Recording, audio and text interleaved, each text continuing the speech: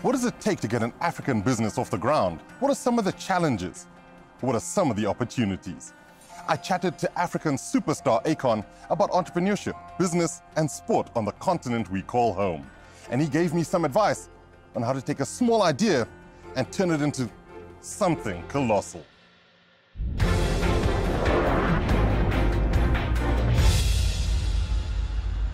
African innovation is a topic close to your heart. Do you feel that Africa's future is linked to its innovating its own solutions for its own problems? Yeah, I think with Africa, we've kind of found solutions, but on a ground level, you know? The hardest part was actually scaling because of the lack of infrastructure. But when you look at the local people, they find means to survive this long. So obviously the solution works only for the local level. But when you get to the point where you need to scale it out and take it to a bigger level to, you could say, collaborate with a mass people, that's where we kind of lack the opportunity there because there's no infrastructure that's in place. What projects are you working on involved in the moment in regards to uplifting Africa and Africans? Well, one of my most impactful projects is the lighting project, the Akon Lighting Africa, where we provide electricity to all the rural areas. Ultimately, that electricity will give them a more easier way of living, basically, and give them the tools that makes life easier for them, and also creates a more definitive opportunity that's more certain than living in the dark. You know what I mean? Oh, definitely. Yeah. Renewable energy as a whole, I suppose, is a really important thing for Africa, and buying into that is really about investing in Africa's future then. No, 100%, and renewable is the way for Africa because ultimately Africa's leapfrogging into the future anyway. We skip landlines straight into cell phones, and now when you look at renewable energy, only a very small portion of Africa is actually connected to the grid.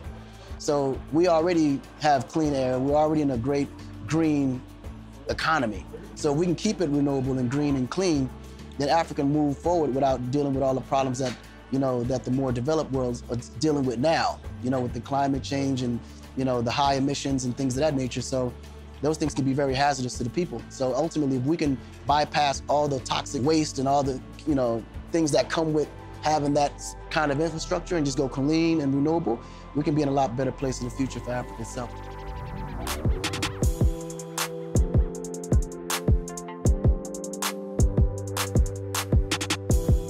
And sport and Africa are intertwined. Do you feel that sport has the power to unite the continent for good?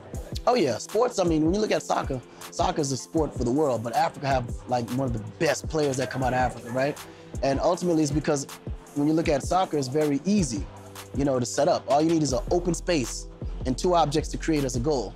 You know what I mean? And the good thing is when you look at sports, it actually rounds out into a broad spectrum too, because basketball is very, very big. If you know, Africa has the tallest people on earth. You know what I mean? Only problem is they don't have a basketball infrastructure.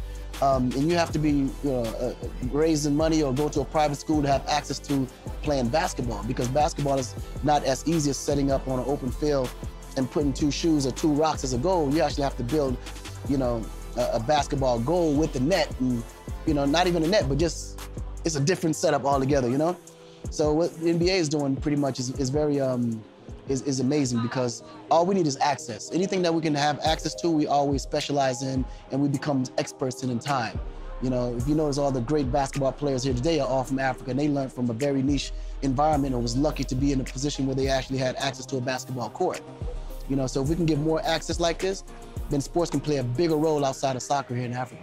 And I guess that leads on to the idea that games like the Africa game are really important, especially when they're on African soil. Oh, absolutely. Because we have the population. The market is here.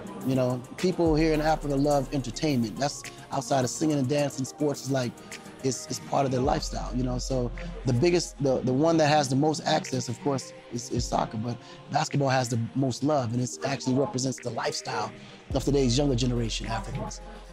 You've managed to make a huge success of yourself in both your musical and business endeavors. What can young Africans learn from your story and use to improve their own lives? I think it's more so about just following your passion. I think the passion is always your way out. Most people always follow those things that just happen to be cool or whatever's in the cool factor at the moment, and always alienate their true talents, So I think at the end of the day, learning for me is more so just following the steps in which I do, because I like to be someone who leads by example. you know, rather than just sitting on the podium constantly telling kids what they should and shouldn't do, because everybody has their own way of how they see their future. And everybody's environment is different from the next person, so the opportunities may not be available to one that it is for another. So only you know your dream and what you want to accomplish. The key is just to focus on it, harness it, and just try to put as much emphasis into that talent, you know, that you can to be better at what you are, just to be, you know, in a position to be able to utilize that talent to become something bigger. I mean, that's a phenomenal message. And, you know, your collaborations with African artists have helped to raise the profile of those artists, not just musicians, but also, you know, artists in general. Do you think that we'll see more African influences in music and art and culture? Oh, absolutely. I think as all the platforms open up and more emphasis is put on African talent, you're going to start to see more African lead role models. You know, the ones that's out there now, it's only a minimal amount of us. So our voices only speak but so far. But the more we actually open the doors for more African, you know, entrepreneurs and you know, influence to come through these doors and be able to inspire more younger people, I think it's going to be key. Akon, thank you so much for spending some time with us. Absolutely, man. Thank you.